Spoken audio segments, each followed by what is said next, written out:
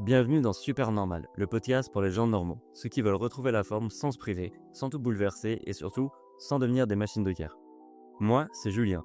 Je suis papa et coach sportif et nutritionnel, formé à la science, mais surtout en prise directe avec la vraie vie.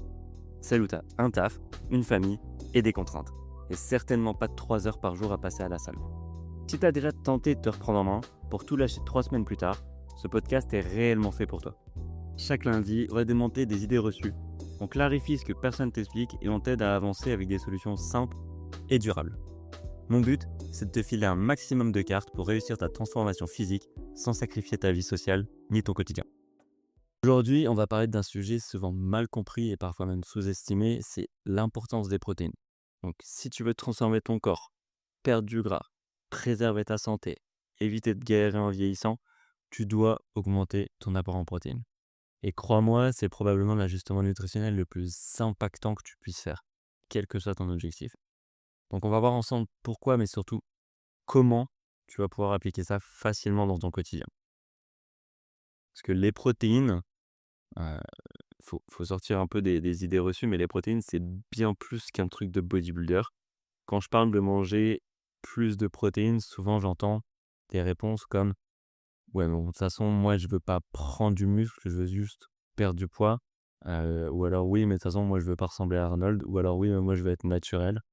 Alors c'est une erreur qui est classique. Les protéines, elles sont pas juste là pour gonfler tes muscles. Elles sont essentielles à toutes les fonctions de ton corps. Que ça soit la réparation des tissus, les muscles, les tendons, la peau, les cheveux, les ongles, la production d'hormones, d'enzymes, d'anticorps, le maintien de ton métabolisme de base par le fait de soutenir ta masse musculaire. Et en fait, chaque cellule de ton corps a besoin de protéines pour fonctionner correctement. Quand tu manques de protéines, ton corps va aller la chercher ailleurs. Donc si tu ne lui en donnes pas, il va se servir dans ce qu'il a déjà. Il va se servir dans quoi? Dans tes muscles. Résultat, tu vas perdre du muscle, tu vas avoir un métabolisme qui est plus lent, moins de force physique. Hem, Tu vas prendre du gras plus facilement parce que moins de muscle égale un métabolisme de base qui est plus bas et quand je te dis moins de force physique, c'est pas juste être capable de soulever moins lourd sur un curl. Si c'est pas ton objectif, tu te dis peut-être que: «Ouais, de toute façon, j'ai suffisamment de force, mon but c'est pas d'être le plus fort possible». Quand je te dis moins de force physique, c'est dans la vie de tous les jours. C'est-à-dire être capable de ramasser quelque chose au sol sans t'appuyer sur la table pour te relever. Ça demande de la force. Être capable de te lever de ta chaise sans t'appuyer de tes 2 mains, être capable de prendre ton enfant, de le poser sur un plan de travail, de mettre quelque chose, un objet au-dessus d'un meuble, sans que cet objet pèse que 2 kilos. Tout ça, c'est vraiment de la force physique au quotidien, OK?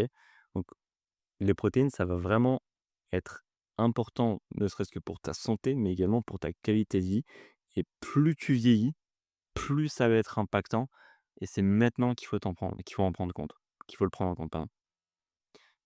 Donc, même si ton objectif, c'est juste te sentir mieux dans ton corps, manger plus de protéines, c'est non négociable, OK? Même si tu fais pas de sport, il faut faire attention aux protéines. Une alimentation qui est riche en protéines, ça va être la clé pour maintenir un corps qui est fonctionnel, solide, résilient, face à tout ce qui peut t'arriver dans la vie de tous les jours, OK? Donc j'espère que tu as bien compris ça, pour la suite de l'épisode. Donc en plus de ça, ce qui est hyper intéressant, c'est que les protéines, c'est une arme anti-faim. Oui, tu l'as bien entendu, ça va te couper la faim. Heu, il y a peu de gens qui réalisent, mais en fait, les protéines, elles ont un pouvoir de satiété qui est extrêmement élevé. Donc quand tu consommes un repas riche en protéines, tu vas avoir moins faim entre les repas. Ça va t'éviter, par exemple, les fringales à 16 heures. Tu vas naturellement réduire ta consommation de calories sans te forcer. Ça fait écho au volume alimentaire de l'épisode précédent, donc si tu l'as pas écouté, tu peux aller l'écouter à la fin pour avoir une meilleure compréhension du phénomène. Et ce qu'il faut que tu gardes en tête, c'est que c'est pas juste une impression. On a une étude de Lady et al. En 2015 qui a montré que des repas plus riches en protéines réduisent significativement l'appétit et améliorent la perte de poids sur le long terme. Donc, les protéines ne te font pas perdre du poids, hein, tu l'auras compris, mais tu vas perdre du poids plus facilement parce que tu auras moins faim.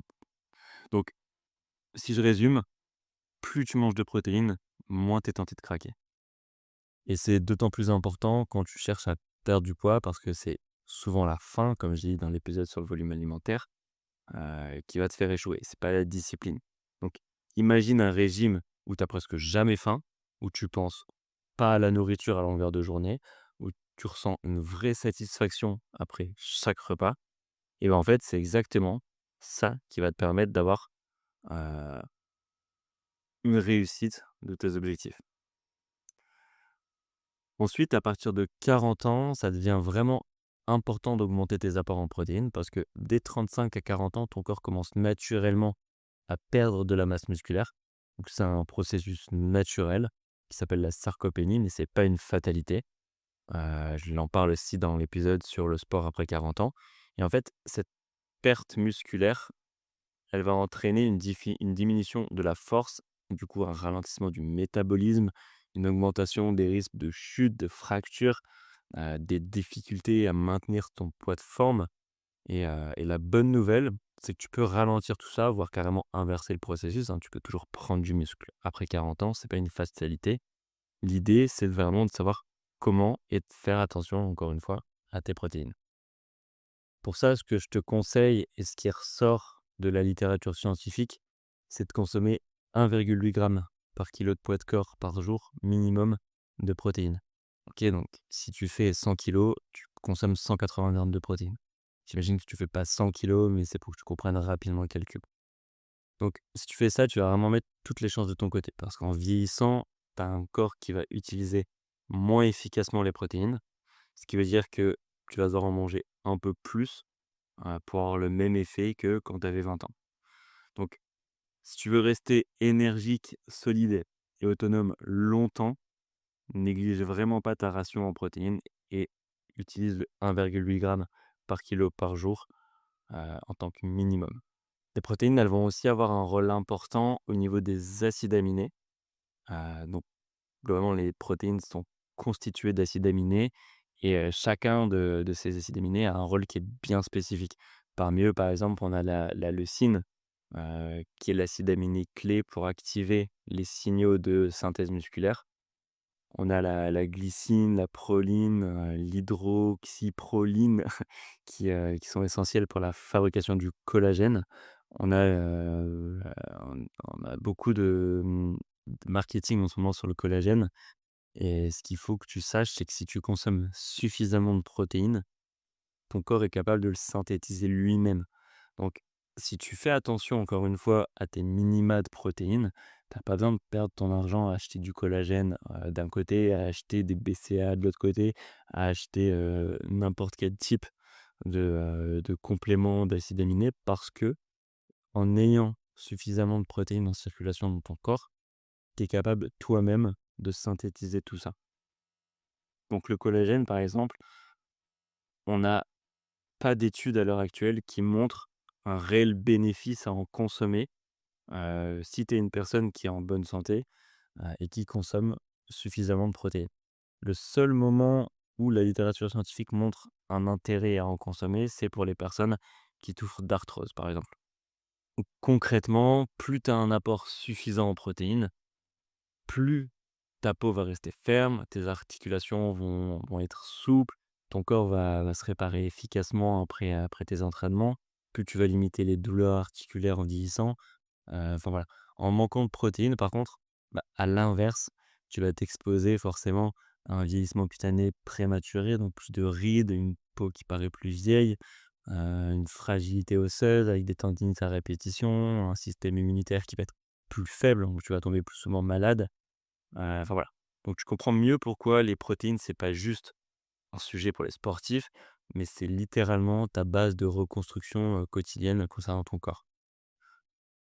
Donc si maintenant tu veux, consommer suffisamment de protéines et que tu trouves que 1,8 g par jour, c'est beaucoup, heu, je vais te donner plusieurs conseils. Par exemple, fractionne tes prises. Essaye d'avoir au minimum 30 à 50 grammes de protéines par repas. Avec ça, tu vas facilement arriver à 120-150 grammes de protéines par jour. et une personne de 70 kilos, ça fait 125 grammes de protéines concrètement, OK? Si on fait 70 sur 1,8, on arrive à 125. Donc par rapport à ça, tu arrives à situer si toi, il t'en faut plus ou moins. Ensuite, commence dès le matin avec un petit déjeuner qui contient des protéines. Si tu aimes bien manger salé, bah, fais-toi plaisir, avec une omelette par exemple. Si tu préfères le manger sucré, bah, tu as tout ce qui est yaourt, skyr, fromage blanc 0%, flocons d'avoine. Tu peux même prendre juste un shaker, si tu as du mal à manger le matin par exemple. Et priorise les aliments qui contiennent des protéines à chaque repas, comme la viande blanche, les poissons, les œufs, les produits laitiers, les protéines, les légumineuses par exemple, tout ce qui va être haricots, pois chiches, les protéines végétales, enfin voilà. Chaque repas doit tourner autour d'une protéine. C'est-à-dire que l'aliment principal de ton repas, c'est ta source de protéines.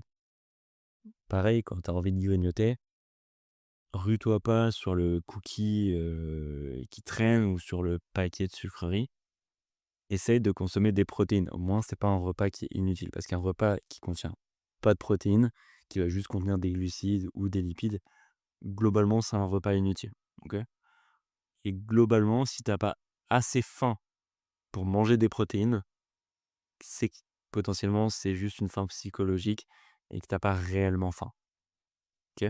Donc tu peux faire, cet exercice aussi quand tu as faim au milieu de la journée, te demander si là, tu serais capable de manger un paquet de jambon ou un filet de poulet. Si c'est pas le cas, c'est probablement que t'as pas faim, tu as juste envie de sucre ou tu t'ennuies, tu as envie de mettre quelque chose dans ta bouche.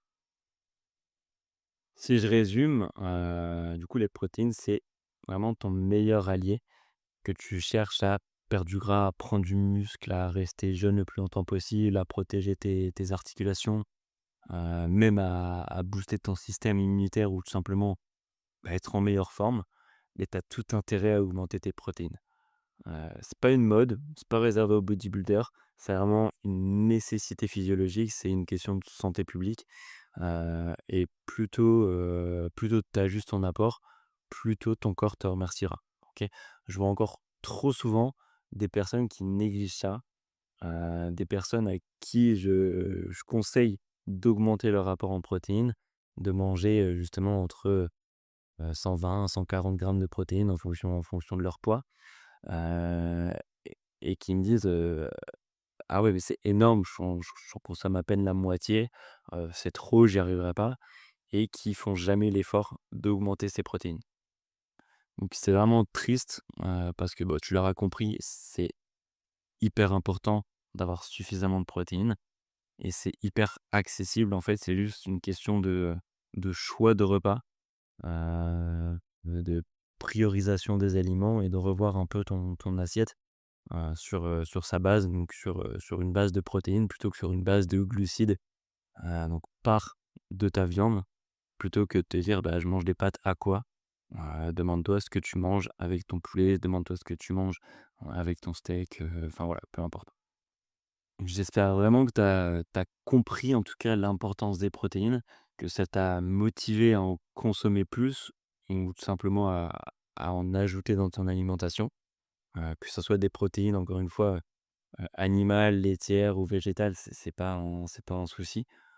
Si tu consommes uniquement des protéines végétales, ça peut être intéressant d'en consommer plus parce que les végétaux contiennent aussi des antinutriments qui vont limiter, en fait, l'absorption des protéines.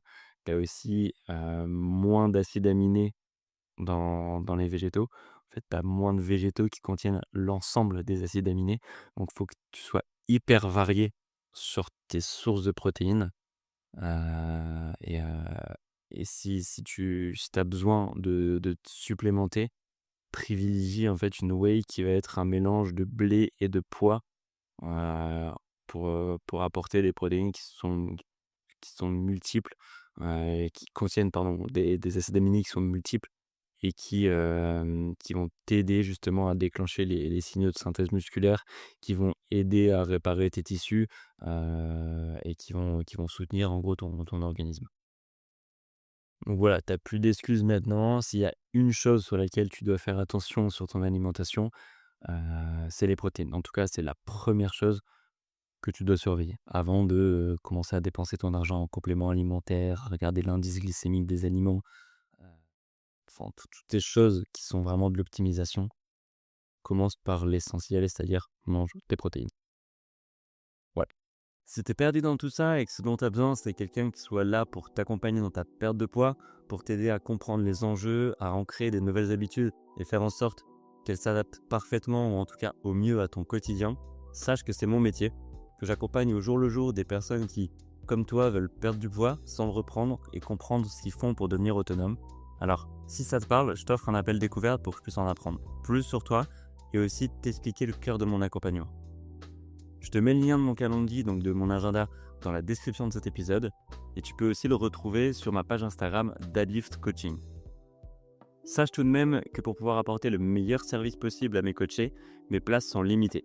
Donc si quand tu cliques sur le lien, mon agenda n'est pas accessible, c'est que j'ai atteint mon quota d'accompagnement.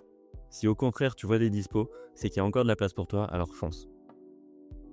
J'espère que cet épisode t'a plu et si c'est le cas, je t'invite à mettre 5 étoiles sur le podcast, sur la plateforme de ton choix et à le partager à quelqu'un de ton entourage. C'est la seule façon pour moi d'augmenter la visibilité, alors si tu souhaites m'aider à ton tour, ça serait vraiment sympa de ta part. Sur ce, je te dis à bientôt pour un nouvel épisode de Super Normal, le podcast dédié aux gens normaux qui souhaitent améliorer leur physique et leur santé. Ciao.